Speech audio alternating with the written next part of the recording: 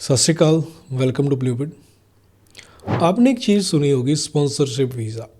बहुत लोग अप्लाई करते हैं इसके अंदर और कई लोगों को स्पॉन्सरशिप आती है। उनके फ्रेंड, रिलेटिव्स, उनके नोन उनको वहाँ से इनविटेशन लेटर भेजते हैं। और इसके साथ साथ एक फ्रॉड भी चलता है कि काफ़ी एजेंट इस चीज़ पे भी बहुत पैसा लेते हैं कि हम तो स्पॉन्सरशिप मंगवा के देंगे।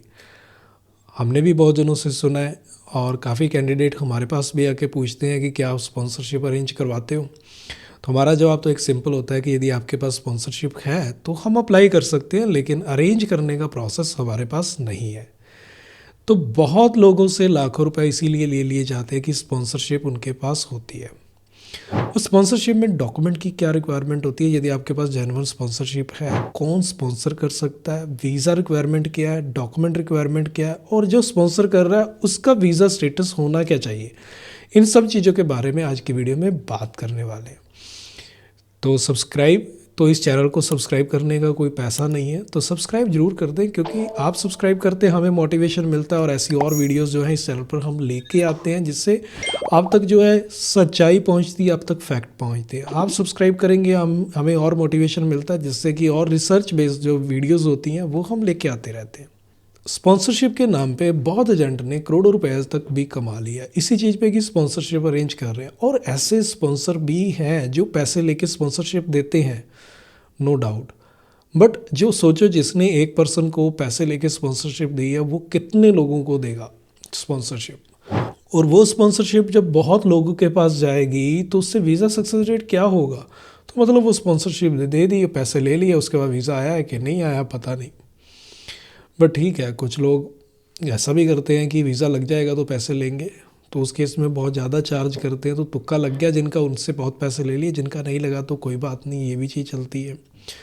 बट बात ये है कि यदि आपके पास अपनी स्पॉन्सरशिप है, आपको कोई इनवाइट कर रहा है, तो फिर आप कैसे वीज़ा ले सकते हैं, हम इस पे बात करने वाले हैं। तो इसलिए वीडियो ज़्यादा से ज़्यादा लोगों तक शेयर कर दें कि औरों का भी बेनिफिट हो सके। पहली चीज़, आपको स्पॉन्सर कर कौन सकता है? आपको स्पॉन्सर कौन करेगा? जिससे आपका रिलेशन है, चाहे वो ब्लड रिलेशन है, फ्रेंड है, आपका रिलेटिव है, चाहे आपका बच्चे हैं या पेरेंट्स हैं, तो ये आपस में एक दूसरे को स्पॉन्सर कर सकते हैं, ये ओके चीज़ है। लेकिन स्पॉन्सर तो कर दी, अब ये है कि प्रूव कैसे हो कि जो आपको स्पॉन्सर कर रहा है वो आपका रिलेटिव है। यदि तो वो पेरेंट्स हैं या फिर वो चिल्ड्रन हैं, फिर तो इसमें कोई ज़्यादा दिक्कत नहीं है। स्पाउस है तो उसमें मैरिज सर्टिफिकेट लग जाएगा। बट अब बात आती है फ्रेंड्स की। तो फ्रेंड्स को स्पॉन्सरशिप का अप्रूव करना कोई बड़ी चीज़ नहीं है, सिंपल है। फ्रेंडशिप है तो फ्रेंडशिप किस बिहाफ पे है, कैसे फ्रेंडशिप हुई, उसके प्रूफ देने हैं। आपने जॉब एक साथ की है, स्टडी एक साथ की है, आपका गांव एक है, सिटी एक है, या फिर आप कहीं ट्रिप पे इकट्ठे गए थे, कोई भी रीज़न जिसके आप पुराने प्रूफ दे सकें। यदि आपने स्टडी इकट्ठे की है तो आपका स्कूल एक होगा, कॉलेज एक होगा, आपकी क्लास एक होगी, ये आपके प्रूफ हो गए। आपका गांव एक है, सिटी एक है, वो आपका प्रूफ हो गया। इसके अलावा यदि आपने जॉब इकट्ठे की है तो आपका ईयर सेम आ जाएगा। आपकी फेसबुक पे पोस्ट पुरानी पड़ी है, उसके स्क्रीनशॉट दे दो, उसके जो है लिंक अपनी प्रोफाइल के साथ लगा दो कि वीज़ा ऑफिसर वेरीफाई करना चाहे वेरीफाई कर ले। तो ये प्रूफ होते हैं जिससे फ्रेंडशिप वाले जो है केस में प्रूव हो जाता है। अब आ जाता है कि यदि बॉयफ्रेंड या गर्लफ्रेंड एक दूसरे को स्पॉन्सर कर रहे हैं, उस केस में भी उनकी चैट हिस्ट्री या पुराने उनके आपस में कैसे रिलेशन रहा है उसके अकॉर्डिंग उसके प्रूफ दे सकते हैं। उनकी फ्रेंडशिप कैसे हुई, उन्होंने जॉब इकट्ठे करी या स्टडी इकट्ठे करी, तो इस बिहाफ पे भी उनका जो है एक प्रूफ दिए जा सकते हैं। उस केस में भी वीज़ा आते हैं। ये तो हो गया कि रिलेशन प्रूफ भी हो गया। अब स्पॉन्सर करने वाले के बारे में बात कर दी। अब लेकिन स्पॉन्सर करने वाले का वहाँ पे वीज़ा स्टेटस कैसा होना चाहिए? देखिए, यदि आपका स्पॉन्सर अभी स्टूडेंट वीज़ा पे गया है तो जाते ही वो स्पॉन्सर आपको नहीं कर सकता, वो आपको इनविटेशन लेटर नहीं भेज सकता। उस केस में क्या होगा कि वो अपने पेरेंट्स को बुला सकता है, वो अपने ब्रदर सिस्टर को बुला सकता है, लेकिन ये नहीं कि अपने फ्रेंड्स को बुला ले, वो अपने स्पाउस को भी बुला सकता है। लेकिन यदि आपका स्पॉन्सर अभी टूरिस्ट वीज़ा पे गया तो उसकी स्पॉन्सरशिप किसी काम की नहीं है। कई लोग टूरिस्ट पे गए उसको भी पूछने लग जाते हैं कि यार स्पॉन्सर भेज दोगे, मैं भी आ जाऊं। तो टूरिस्ट वीज़ा वाले से स्पॉन्सर नहीं ले सकते आप, ना ही वो आपको स्पॉन्सरशिप दे सकता है। तो यदि आपका जो स्पॉन्सर करने वाला है वहाँ पे वर्क वीज़ा पे है तो वो स्पॉन्सर ऑलमोस्ट सभी को कर सकता है। और यदि वो परमानेंट रेजिडेंस है या सिटीजनशिप है तो फिर वो ऑलमोस्ट सभी को कर सकता है। तो उस केस में स्पॉन्सरशिप देना ईजी होता है। अब बात आती है कि स्पॉन्सरशिप आपके खर्चे कितने उठा सकता है। अब यदि पेरेंट्स, स्पाउस या फिर वो अपने चिल्ड्रन या ब्रदर सिस्टर को स्पॉन्सर कर रहा है तो सारे खर्चे भी उठा रहा है तो ओके है। लेकिन यदि वो फ्रेंड को स्पॉन्सर कर रहा है तो सारे खर्चे मत दिखाओ। दिखा सकता है लेकिन मत दिखाओ। सारे खर्चे दिखाओगे वीज़ा नहीं आएगा। तो उस केस में क्या हो सकता है कि आप अपनी एयर टिकट वीज़ा कॉस्ट जो है, जो अप्लाई कर रहा है उसके ब्याह पे हो, और जो स्पॉन्सर कर रहा है उस पर खर्चा हो, सिर्फ उसकी अकोमोडेशन, फूड और लोकल जो घूमने फिरने का खर्चा उस पर आप दिखा रहे हो, ओके है, वो एक जेन्युइन लगेगा। उस केस में वीज़ा के चांस बढ़ जाते हैं।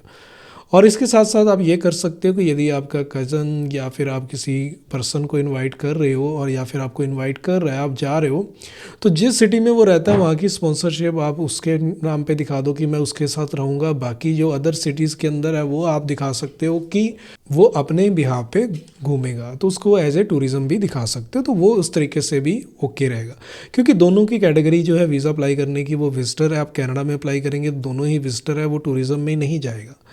और जो बाकी है अदर कंट्रीज़ के अंदर डिफरेंट कई में होता है, पूछा जाता है, उसके अंदर कुछ कंडीशन डिफरेंट होती है। लेकिन जो हम बात कर रहे हैं ये कनाडा की कर रहे हैं।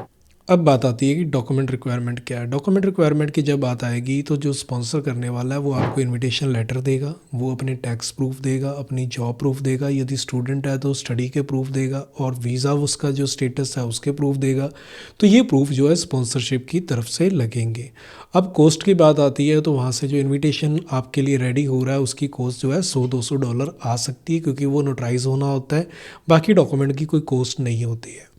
अब जो वीज़ा एम्बेसी फ़ीस है वो आप पे करेंगे, जो अप्लाई करेगा वो $100 एम्बेसी फ़ीस है, $85 जो है बायोमेट्रिक फ़ीस होती है, यही कॉस्ट आती है। इसके अलावा कोई कॉस्ट नहीं होती है। तो स्पॉन्सर करने वाले की भी कॉस्ट जो है $100 से $200 आ सकती है, इससे ज़्यादा नहीं आती है। अब बात रही प्रोसेस टाइम की। प्रोसेस टाइम नॉर्मली जो लग रहा है वही लगेगा, चाहे स्पॉन्सरशिप पे अप्लाई करें चाहे टूरिस्ट वीज़ा पे अप्लाई करें, तो उसमें कोई भी फास्ट ट्रैक नहीं है। कनाडा में कोई फास्ट ट्रैक प्रोसेस नहीं होता है, तो नॉर्मल सेम प्रोसेस टाइम ही रहता है। बस इस चीज़ का ध्यान रखें जब भी आप अप्लाई करने जा रहे हैं तो फेक स्पॉन्सरशिप से बचें, क्योंकि फेक स्पॉन्सरशिप वाले जो डॉक्यूमेंट हैं वो कईयों की प्रोफाइल में यूज़ हो चुके होते हैं। उस केस में कोई बेनिफिट नहीं होता। तो ये इन्फॉर्मेशन थी उन लोगों के लिए जो स्पॉन्सरशिप के बेस पे अपना वीज़ा अप्लाई करना चाहते हैं। उम्मीद करता हूँ ये सारी इन्फॉर्मेशन आपके लिए काफ़ी काम की हो सकती है। तो ऐसी और वीडियोज़ देखनी हो तो चैनल को सब्सक्राइब करके रखें। मिलते हैं फिर एक नई वीडियो में। सत श्री अकाल।